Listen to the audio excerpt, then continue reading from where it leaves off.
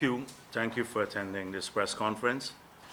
Let me just say that I seriously contemplated postponing the press conference today until after the meeting with the president. However, someone made a mistake and turned on the TV in my office, and I saw Joseph Harmon speaking, and I decided not to, because what Joseph Harmon was engaged in is setting the tone for the meeting this afternoon, which I entirely disagree with.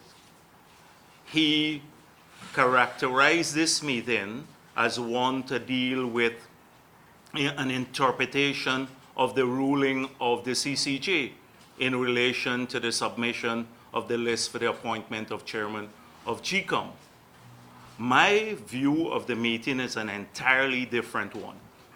I am going to this meeting in pursuant of a constitutional responsibility that I have as leader of the opposition to submit names, 6 names, to the president, from which he will select one person to be the chair of GCOM.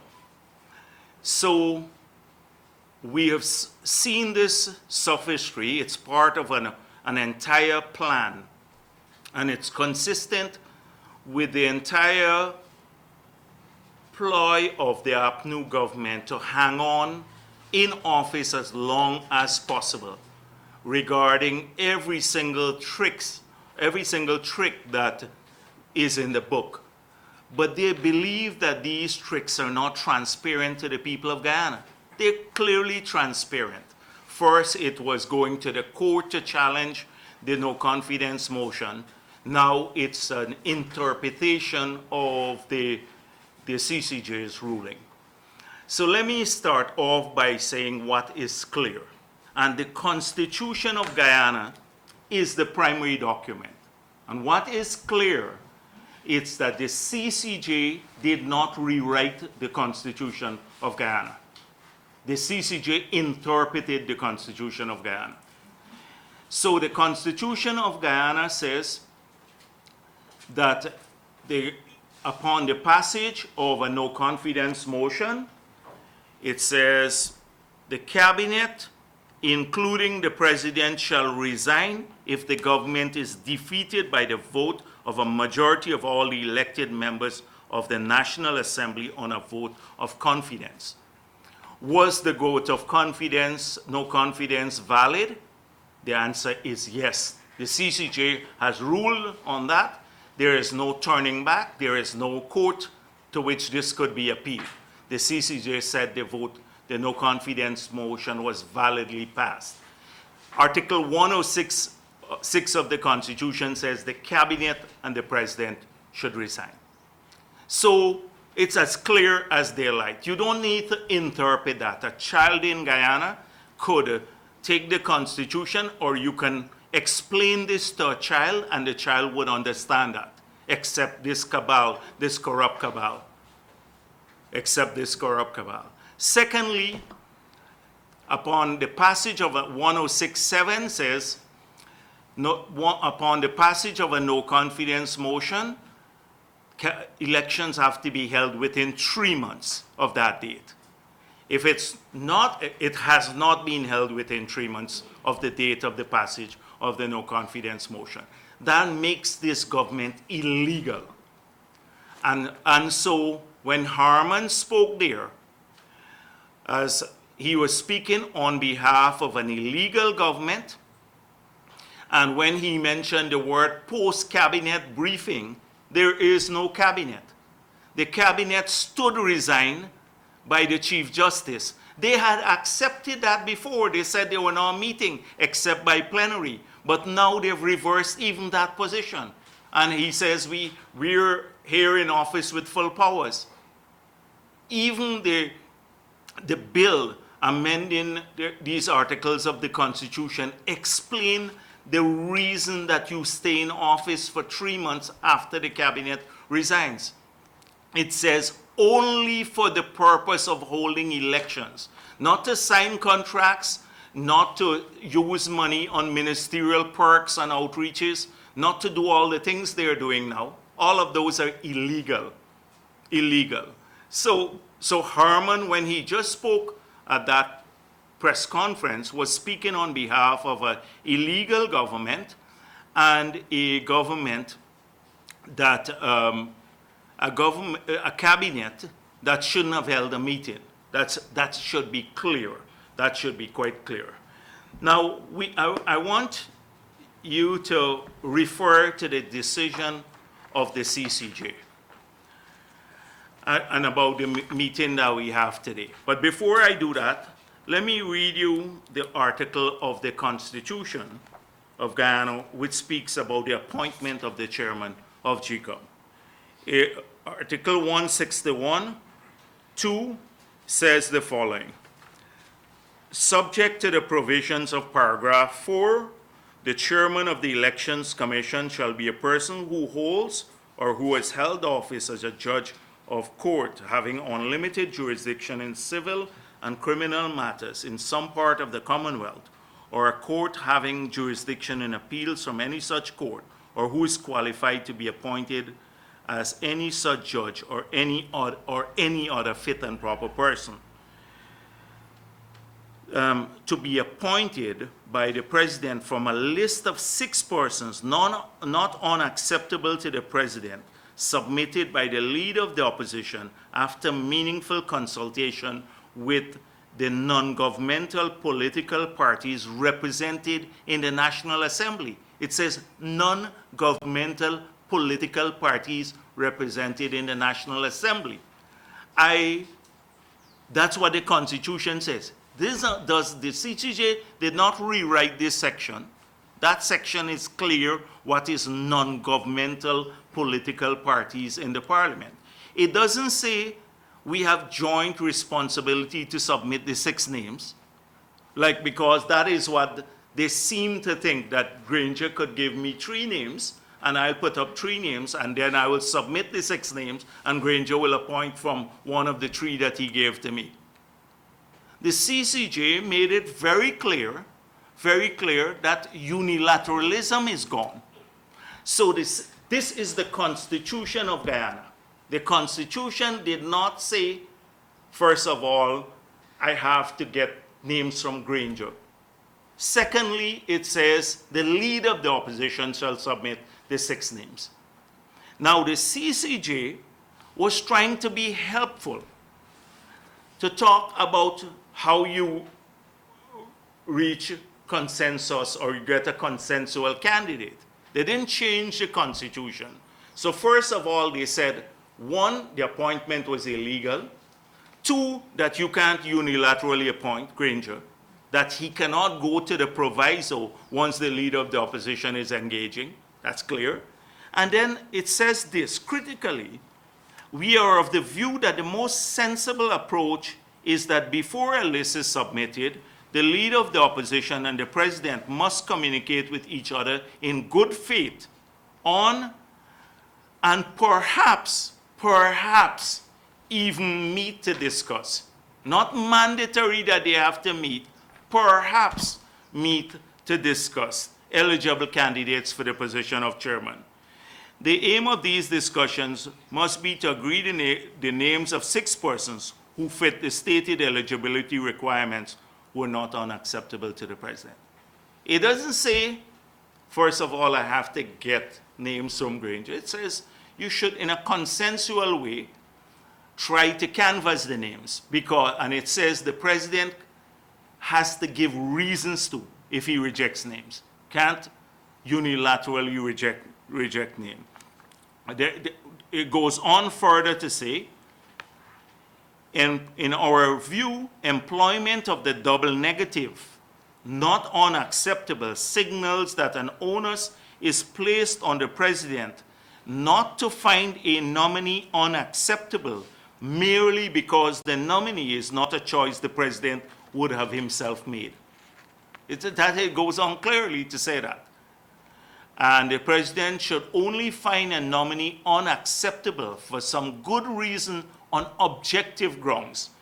if a president were permitted capriciously or whimsically without proffering a good reason to reject eligible nominees, this would frustrate the proper working of the Constitution, defeat the intention behind the amendment to Article 161(2), and pave the way for unilateral presidential appointment. What is more clear than this? So I want to say to Guyanese, before I go to this meeting this afternoon, I am going there because there is no chairman of GCOM now. I have a constitutional duty to work to submit 6 names to the president who are not unacceptable to him. I've accepted the advice of the CCJ and gone even so far as to say in the informal discussions, I would not have a problem that if the president were to submit a few names for my consideration. But at the end of the day, the 6 names that are submitted to him will be the names that I have to have comfort in when he would also have to find not unacceptable for good reasons. Not because he doesn't like the person. He has to find good reasons. And so that is what I'm going to that meeting for, not to have long debates about what the CCJ ruling is and the interpretation of the CCJ ruling, because that seems to be where it's headed based on what Harman said today. And it's another delaying tactic. So another week will pass, a few weeks more will pass, so that they can continue raping the resources of this country. That's precisely what I think they're hoping to do. So that is the purpose of me going to the meeting, in pursuant of my constitutional responsibility. Obviously, the CCJ must be looking on with great interest about how this government is behaving. Because if it can't comply simply with orders of the court, in fact, Nagamutu, in one of his many, I don't want to say what moments, but you know, sycophantic, I'm going to use a softer word, sycophantic moments, said the CCJ orders are advisory, not coercive. So the highest court, the orders just merely to advise. The government can choose to comply or not comply with it. Court orders are mandatory for everyone else to comply with, all Guyanese, except this cabal. They profess respect for the courts and court decisions, but then undermine them with these statements. You've seen all of these ministers, one saying, oh, the CCJ can't tell us what to do. We are our own country. Now the latest foot in the mouth comment is from Nagamutu. It betrays a mindset. This group will hang on to office for dear life. Constitution or no constitution. They're just hanging on. And they will be displaced. I'm confident about this. They can't run for very long. Because people on the ground just want them out. I'm telling you, even their supporters, they just want elections to be held. So they know that too, but they can't hang on. So let me just say, on the basis of what he said there, I don't have really high expectations of this meeting if they're going to engage in an attempt to interpret the CCJ ruling. For us, there's clarity on it. The CCJ said the no confidence motion is validly passed, and the articles of our Constitution determine how we should proceed. APNU is now bigger than the Constitution, nor Harman. So I just wanted to address that issue. I was hoping to have the press conference after. But now that I'm here, I might as well address a couple of other issues quickly, because we have the meeting this afternoon. I will have a press conference early next week to address these issues in greater detail. Now, the issue over the week, I want to quickly come back to it and to show how misleading the entire issue has been.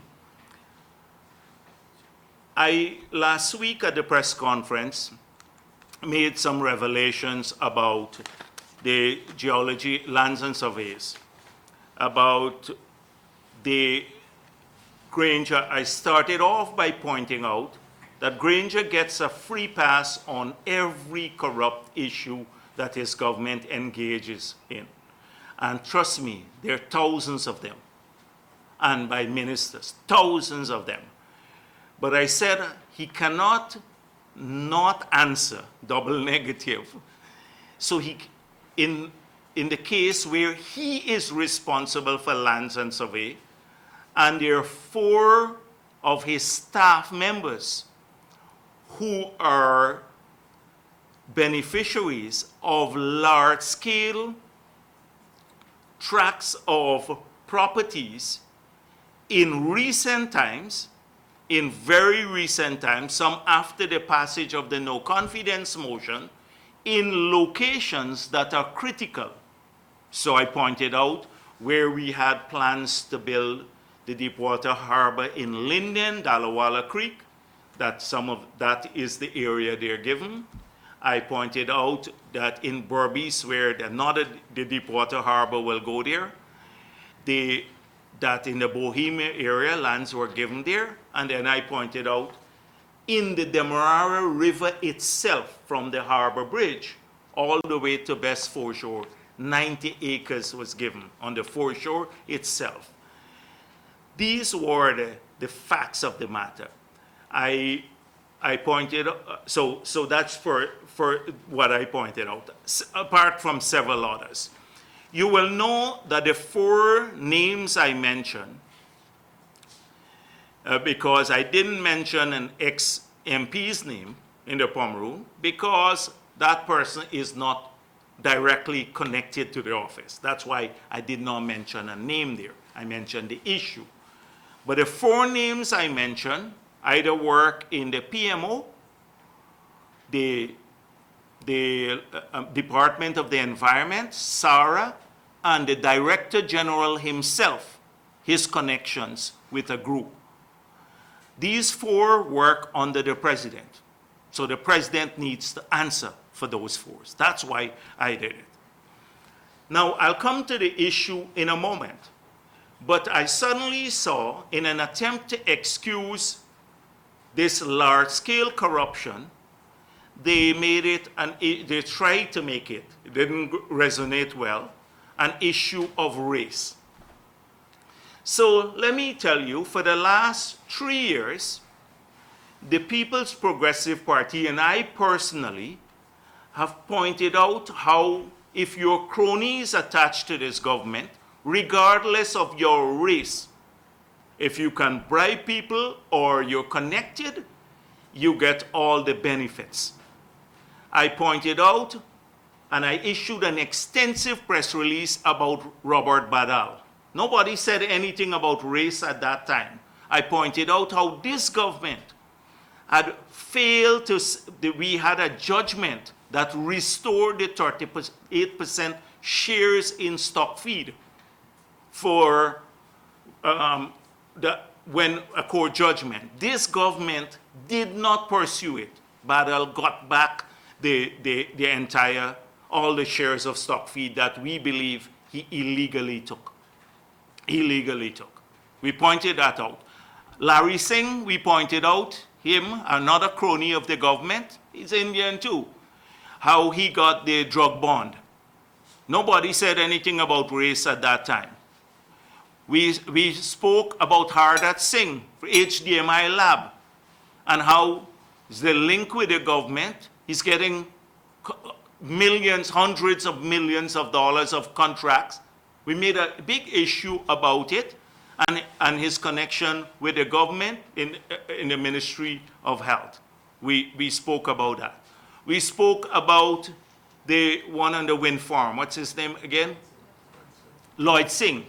That Lloyd Singh was connected, built the AFC office, and now they were negotiating with him for the wind farm.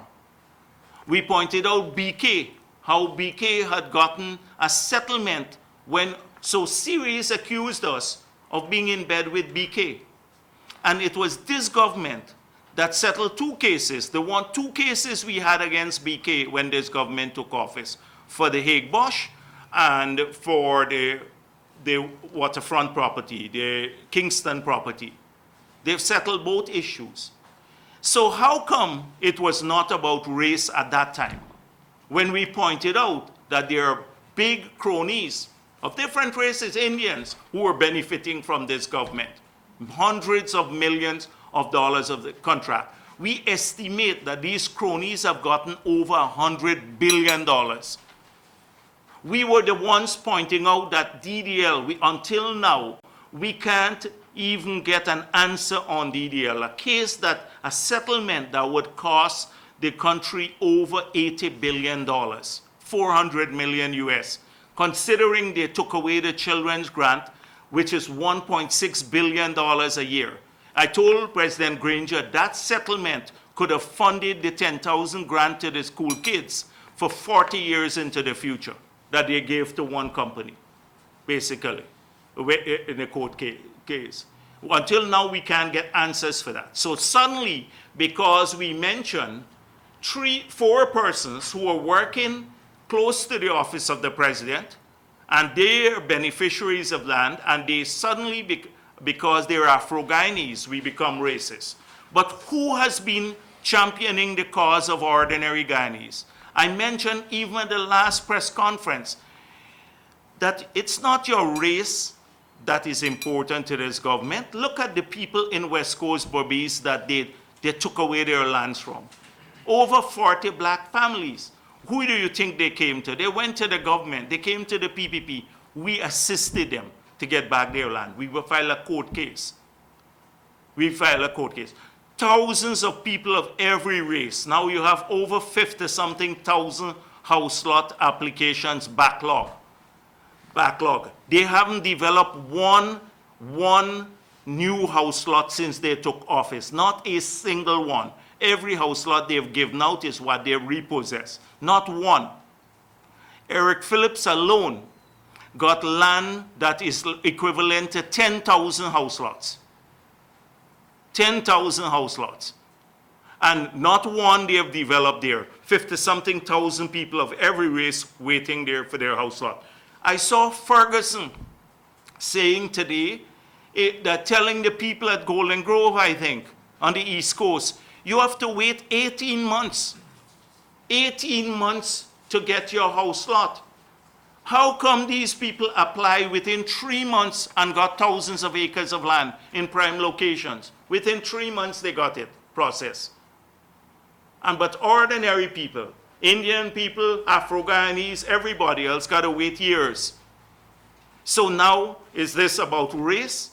Because we are exposing the corruption. But let's talk about the reality. So Ben went there, the Commissioner of Lands and Survey, and he had a press conference and he said, we'll call in the police. In fact, I want to read what he said. There was evidence of the Commission's property being on display at a press conference yesterday, Thursday, without any record in the Commission to show payments were made for these properties. This is a clear evidence that our staff has been corrupted, said the Chief Executive Officer, Trevor Ben. No requests were made. I'm not aware that none of my officers can attest to any requests being made to us, Ben lamented, adding that if someone receives property that he did not earn or did not formally receive, it can be described as stolen. So effectively, he's saying those maps are public property. You can walk in and buy the maps. But Jagdeo got hold of these public maps. What are public, you can walk in and buy now in Lands and Survey. The same maps that I displayed, you should go there and try to buy them if they have not disappeared already. You can buy them from Lands and Survey. But Jagdeo got them, and they're stolen. That's the big concern of his. Not whether the maps are fake or... So when they said Ben refuted, the Kaichor News and all of this, Ben refuted. He didn't say that the maps that I displayed here were fake. He didn't say they were fake. He is concerned, primary concern were how I got the maps, but they were factual. So let's come to Eric Phillips. Eric Phillips said in Starbuck News, an article published in Starbuck News, in February of this year, that I was lying when I said he had thousands of acres of land. That I was lying. And that this is a race issue, and the media was unprofessional to carry it. And he said, evidence must be produced. So I produced the evidence. In fact, the new media should be happy about this because I was really protecting your integrity.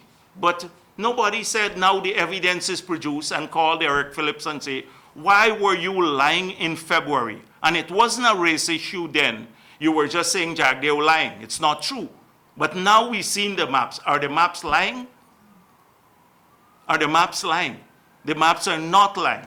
His name is on the map. These are public documents. Got 2,000 acres of land. So suddenly it become a race issue because he's fighting for Afro-Guyanese. What fight does Eric Phillips carry for Afro-Guyanese? What fight? Just public statements? I've gone to more Afro-Guyanese communities and met more ordinary Afro-Guyanese and helped more Afro-Guyanese than Eric Phillips will ever in his whole life. In his whole life. If you send him on the ground, people hardly know who he is. You send him on the ground. They got 168 million to celebrate the year of people of African descent, the decade, people of African descent. You find out how much of that money went to ordinary Afro-Guyanese. When people the vendors face trouble with this government, does he represent them? The Afro-Guyanese vendors. Or when young kids now are told by President Granger, you're lazy, that's why you're not finding a job. You're spending out your money at the Guinness bar. Does he represent them? This is the sort of, so suddenly he's the defender because he can't defend the issue on facts. So the race card comes out again. The race card comes out again. So that's one. Secondly, I've not heard from Harman about he lives in Sean Hopkinson's house. Sean Hopkinson and Sorato Phillips are related. They both last year got a company to export gold. Sorato Phillips now has all of these areas in the river and in the front. The point I mentioned, the Demerara River and Bess. So that's the link to Joseph Harman. He lives in Sean Hopkins' house. If you look at somebody posted a video here about 2 years ago, and they said that in Toroparo, there were about 450 black families who had made significant investments there because they were told by Simona Brooms that they will get the land there, a syndicate. And that when they were supposed to get the prime lands, 18 blocks of land at Toroparo, then they were told that the president ordered Trotman to give the land to Sorato Phillips. Now, that needs to be investigated. I don't know if it's true, but it's in the public domain. I can send you a clip of it, the person speaking boldly about it.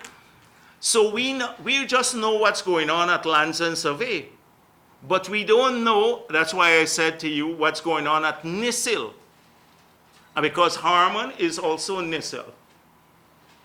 And the thing is, we don't know what's going on at GGMC. I saw now today, they want to discipline the staff of GGMC. I saw a circular going around GGMC. Somebody sent me a circular. They want to discipline the staff there. The first thing they should do, if President Granger is interested, is to have an inquiry into all the connected people who got lands. And then you will see what is going on out there too.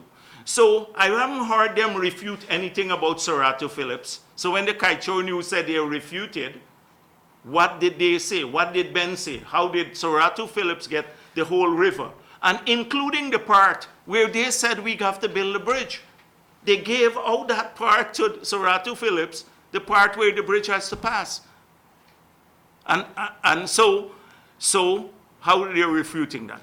Then Mr. Series I put back the map up on the wall, it's down there, because Mr. Series in his statement went on a very long time. And I don't have a problem with Mr. Series personally. He needs to understand we're talking about linkages to the office. So he could sue me because what I state is factual. What I state is factual. And I'm waiting the lawsuit and the police investigation, because if the police have to investigate anything, they should be investigating Trevor Ben and all that, how many files he has taken of individuals personally he has taken. And the staff know, and I'll get some of the staff to go to court to speak about it because they know what's going on. That's why they're upset and they're resigning. Many of them are resigning. And so I'll get some of them to go to court. I'm daring him to do this. And in fact, the police should be investigating him. And the lawsuit, well, go on the factual issues. I said 4.5 acres at Lilendal. It's true. He got 4.5 acres in 2017 under this government. He claimed that it's to build an office. I'd like to get 4.5 acres at Lilendal to build an office for myself. 4.5 acres at Lilendal to build an office is amazing. And then he compares this with us giving out land to do malls, etc. The malls, look at how many thousands of people are employed here. Everyone was linked to an investment proposal and not offices. I wish I could get half an acre now there to get, and many Guyanese, to build an office there. So that's one. But the fact is that Ashney Singh and Brassington are charged for lands sold in that area, that they sold for nearly $30 million an acre. And he claims he has to pay a lease fee of $200,000 a year, and that's so burdensome. That's so burdensome. That's the fact of the matter. Then he brings in Eddie Boyer. That was through public tender, open public tender. Went into a lot of name calling. Jagdeo became the racist again. And how his ancestors fought and sweat and everything. And I agree with that. All of our ancestors, particularly our African brothers and sisters. But what happened to the ancestors of the ordinary people who were waiting for land too? Didn't their ancestors toil too? Or is it just his ancestor? What about the people, Afro-Guyanese in West Coast Bobbies, or many others who have been thrown off land? What about their ancestors too? So making this an ancestral issue is just another red herring and racist issue. But in fact, in his statement, which was carried in some of the news outfits, without carrying the issue that I raised, they carried the entire civil series statement, which is libelous in itself, but I'm not going to sue him. I'm waiting for him to sue.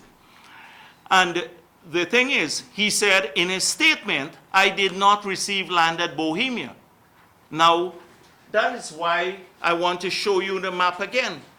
So this is not a fake map. It's a map from GGMC. And look here, just look. Look at whose name is mentioned here. 116 acres next to Bristol at Bohemia. And the media said he refuted. The media, Kaichur News and the others, he refuted.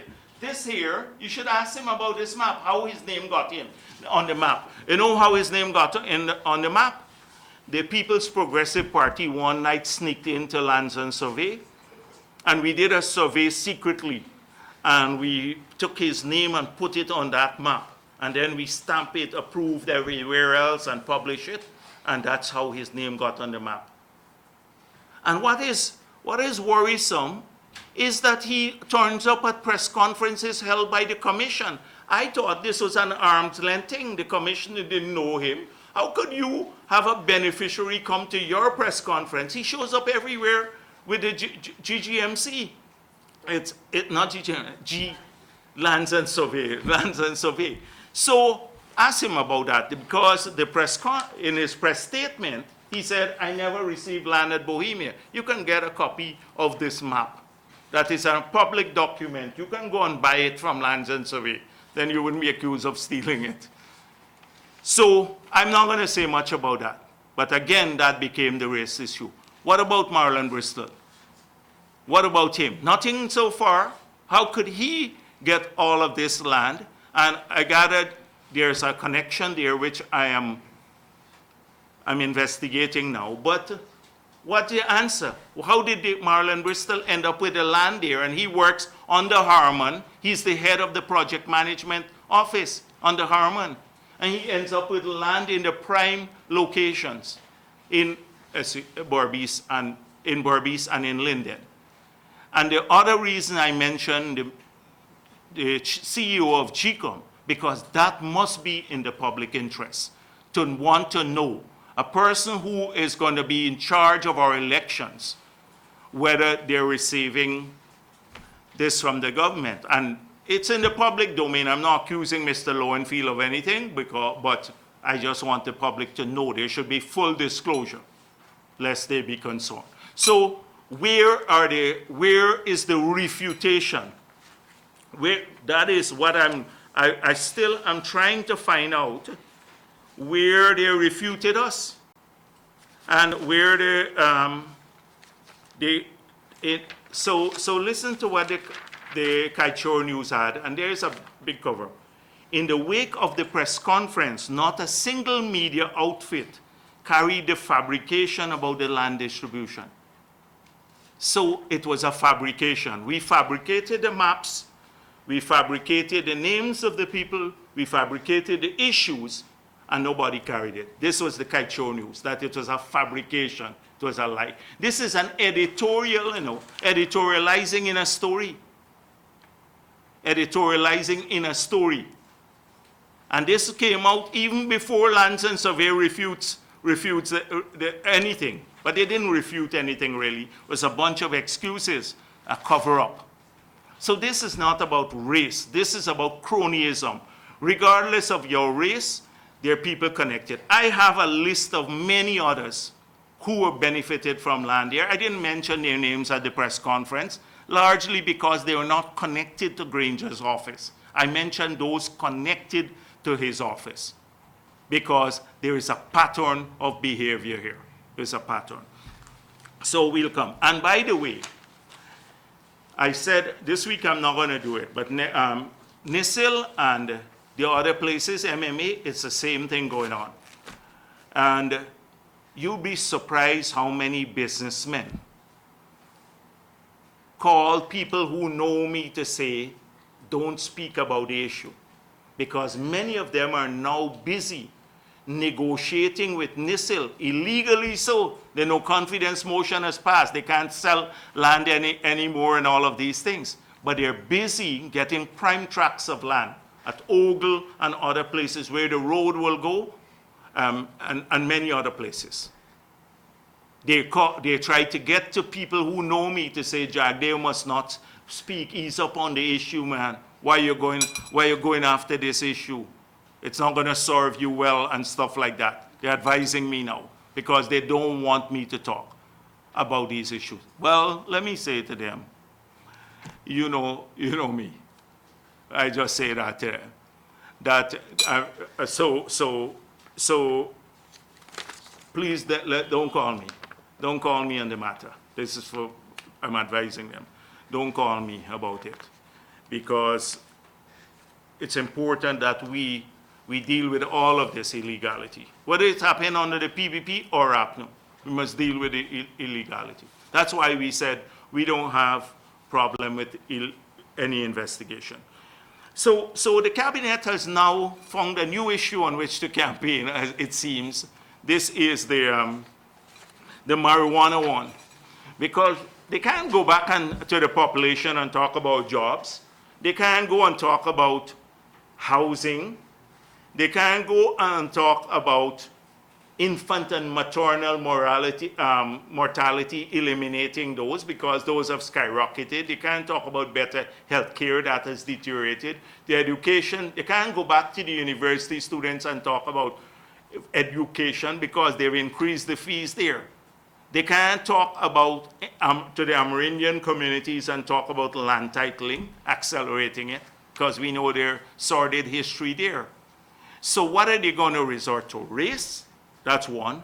And they need to find new issues. So the new one now is marijuana decriminalization. And so to show you how duplicitous and how untrustworthy they are, this is an article here which President Granger says, marijuana decriminalization, not a current concern of government. Granger. This is an article in 2016. He said, this is not something that is a preoccupation of the administration at the present time, and I would not counsel the use of marijuana by young people or anybody. This is Granger saying that. Last year, Harman said the law is the law. Nagamutu said we must consult widely. Somebody said, I think it's Basil said, you need a referendum on the issue. Where did the referendum go? Suddenly, an illegal cabinet makes a decision, and then the next day they said, oh, it's not in effect as yet. But the way Chronicle portrays it is that if tomorrow you don't need to worry. You can go with your little ganja and smoke it wherever, and you're okay. No, we made it clear at the beginning. We said the PPP would allow a conscience vote on the matter. We put it in our 2015 manifesto. You check our manifesto. We said the PPP will allow a conscience vote on the matter. We made it clear our position. We have been urging them. They had a bill from 2015 table in Parliament. We are now in 2019, and they didn't find time to discuss any of it, the bill, to bring it forward. They found time to increase their salaries and perks by 50 to 100%. But now we're approaching elections. Suddenly, marijuana decriminalization becomes an issue. If people fall for this, then God helps us as a country. God helps us as a country. It's a transparent attempt at campaigning. I just want to come back to the GRA matter. Last week, I see Kaichor News after I spoke about the big fuel scandal at marijuana involving an ex-PNC MP son. Massive. This would run into hundreds of millions, maybe $1 billion, fuel smuggling. So I spoke fuel smuggling at marijuana. I gave the details. The easiest thing to do would be call station, say, are you aware of this? And get his comment on it. Instead, the Kaichor News call and talk about we're fighting fuel smuggling. Nothing about this story, but the GRA is fighting fuel smuggling. I gave a specific case. If they're fighting fuel smuggling, they should look at all the wickedness that's going on by people in this administration, right up at the top. He's fighting it, but I still like the response to that. I've given the commissioner the benefit of the doubt 100 times. Just tell us truthfully, is this so? Secondly, who got the 5,000 bottle of liquor? I would like to know too, because a lot of people call me from all around the country. They want to know who drank out 5,000 bottles of high-end liquor worth $25 million that they got from GR for free. That seems to be the biggest concern among many people. Anywhere I go, I would like to get answers too. You know, I thought people would ask me about it. So no answers about that, because it's given to a party bigwig. Still nothing about the want of entry charges. Who got the vehicles that the government asked you to assign to individuals, and how much did they pay for the luxury vehicles? It's easy. We could get those things. Nobody goes after that. The Trotman's comment about blaming the GGMC for not ring fencing. Now, isn't this pathetic? Now, as a minister, after all this time, you screwed up the negotiation of the ExxonMobil contract. You shafted the country. We'd have to live with this forever. And then you say, my only comment is that as a non-technical person, I was not the one to to negotiate the contract. He was advised by GGMC. We called on the government to hire the best skills in the world to be at the table. Now you're telling us that when you could potentially have cost this country billions of US dollars through your inept negotiations. That is what we get today, and it passes off. I see Gaisuko is pleading for help with this interference from NISL. Don't you see it? Every week these people are putting out press releases. They're under assault. The last one is Gaisuko Firearms are unlawfully in the possession of NISL. These are two government agencies. The people are pleading for help. It seems as though media has no concern about what's going on with the unlawfulness at SPU. And they're doing a lot of surveys for new lands at Wales, and they've already given out. I'm trying to find out who they've given out to, but that should be at my desk shortly. Wales, Ogle, different areas, Houston. They're doing some surveys or just completed some surveys. So watch how the lands will go out quickly, that NISL. Cummins says the government stands firm against corruption. No comment on that. And then cops on the headlines I'm going with. Cops on the investigation for taking bribes from Haitians being smuggled to Brazil. Starbuck News, June 30th, 2019.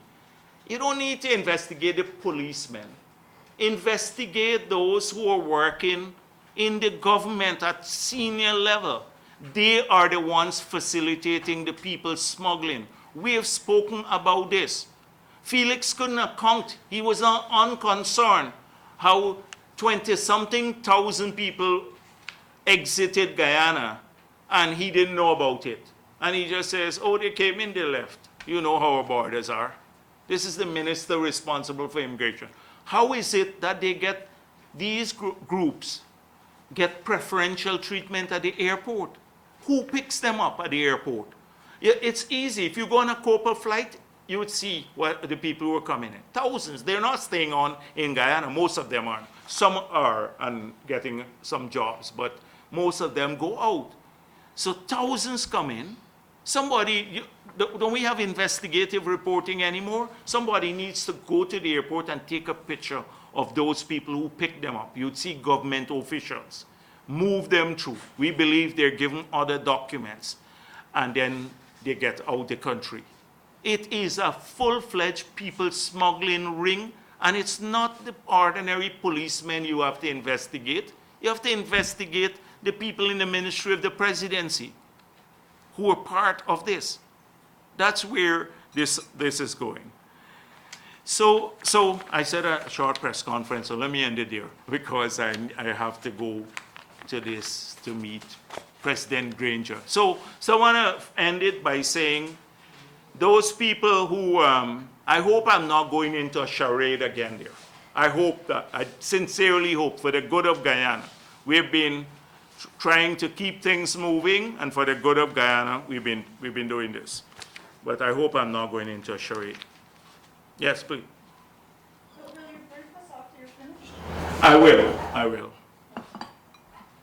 Have you been contacted by the police about the documents themselves? No.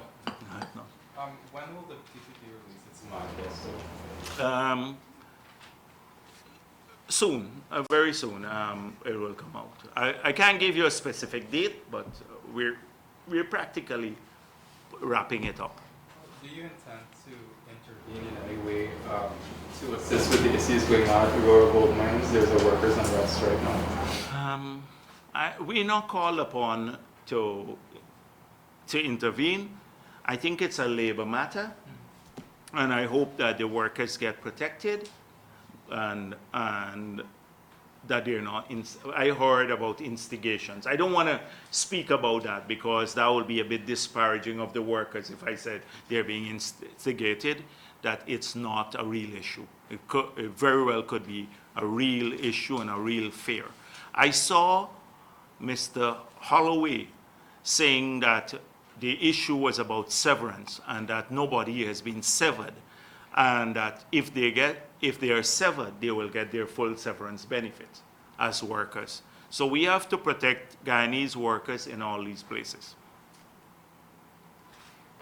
Thank you. Mr. Jagdeo, sir, at last week's press conference, Mr. Ben said you're the holder of thousands of acres of leased lands. Could you confirm whether one you own leased lands and how many acres? It's not true. Imagine the ridiculous nature of the head of lands and survey, who has all the information there at his disposal, come to say Jagdeo owns thousands of acres of land and can't tell you where. So I would like Mr. Ben, you ask Ben now, to do what I did here and release all of the maps where I own these thousands of acres. Right? So you ask Mr. Ben, and everything that I own, it gets declared to the Integrity Commission, everything. And I've done so from 2000 consistently until the time I left office, and recently again. And so it's everything I own. And if this government finds one bit of anything that is not declared there, they can charge me and I go to jail for a year. They can go. They can do that. So everything I own is declared there. I'm sure they get access to it too. So let Ben, since the onus is on him, he made the charge. I made some allegations. Well, I proved by maps. He should do that. It's at his disposal. So, and Gordon, I didn't want to say much, but I don't want any. no, not the ownership. I heard you were the key man trying to kill this story. You should try to prove that. All right, yeah. But that's why I said I heard. I heard. Was that so? Was that so? Was that so? Gordon, I'm just asking you, since you're here. Oh, it was not so. Well, thank you. Thank you. Oh, you were battling the flu? All right. Okay, thank you then. Ben said that about 10,000 plus. That's a follow-up, sir. Yes, sure. Could you confirm that? Because you also made some other statements that during your presidency, there were members of your government who also had access to leased lands in several areas. So Ben can release all of those, and you can see the process. First of all, there was no confidence vote, and the government was illegal. We were never illegal at any point in time. So what they're doing, a lot of it is illegal, acting as per a normal when the Constitution says you're in caretaker capacity. That's one. Two, we gave out 105,000 house lots that we developed from scratch and gave out. That's our track record on land. Did people sympathetic to the PPP get house lots too? Yes, they got. But the same lot, the 3 lots that Ferguson got, was developed under the PPP that she got now, and she built a house on. And they should ask her how much she paid and when she applied for those, because those were developed under the PPP too. So a lot of people got, PPP people, APNU people, lots of people got house lots. So 105,000. This government has not developed a single one. Thirdly, we've never given out, after 23 years, the prime locations for the Deepwater Harbor. You check if we've given out to political people these prime locations for Deepwater Harbors. We never gave the river to any PPP person. A whole river you gave, the middle of the river, up to the middle of the Demerara River. So anytime your boat drifts now past the middle of the river to the western bank, you're in private property now. That is it. You check about the obscenity. So yes, the people got. I saw this thing about Irfan Ali getting some land in the highway when he did a chicken farm there. He has a chicken farm on it now. But look at many areas, Long Creek, all of those areas. Thousands of families benefited from plots of land that were 10 acres, etc. So yes, but this is obscene. This is obscene. You take the prime locations just after you're in a situation where you're about to lose power. and then hand it out to people who are connected directly to the politicians. You know what I'm told? That a lot of these people are front people, and that the asset is being stashed for after the elections in the names of people. The asset is being stashed for the politicians and the names of these people. So, and they have had 4 years of investigation. This is the 5th year, all the surveys, etc., to find these things about the PPP. Ben had the whole Lands and Survey Department under him, Trotman, the GGMC. They could easily find what people on our side benefited. These are all red herrings to take attention away from the fact. The fact is that these people are connected to the office. The fact is that these are prime locations given out recently to many of them for purposes, and this has nothing, as I said before, to do with race. Absolutely nothing. Yeah, you wanted the last question, but Kaichor, I'm very worried about Kaichor. Yeah, you just take everything I say and twist it, or you don't carry it. Anyhow, go ahead. The near Go ahead. 20,000 acres you spoke about last week, Ben said that's about a few leases amounting to 10,000 upwards of them. There were court orders demanding since the 90s that they be returned to the rightful persons. Did you know that there were court orders for that? The fact, as I said, that the leases were given out. It's a fact. It's a fact. He said it's court order, but how come you're focusing on the court order one? There was a court order there for Marlon Bristol. Was a court order there for this one that he gave to Ceres? How come you're not focusing on these? How come you're not focusing on the Eric Phillips one where he said in February Jagdeo is lying and provide evidence? How come you're not on those? And even, no, you don't have to answer, but that is precisely. The good thing about media today is that this is carried live on social media. So no matter what you write, people see. And so that is important for me too, because the story is being sterilized. The story is being sterilized. Hit the government so hard that it's sterilized. They have no answers for it. No answers. How come these things are not carried? Did any of the maps that I produce, were they fake maps? Any of the maps I produce showing the names, were they fake maps? The answer is no. The maps are public documents, and it proves what I said. Thank you.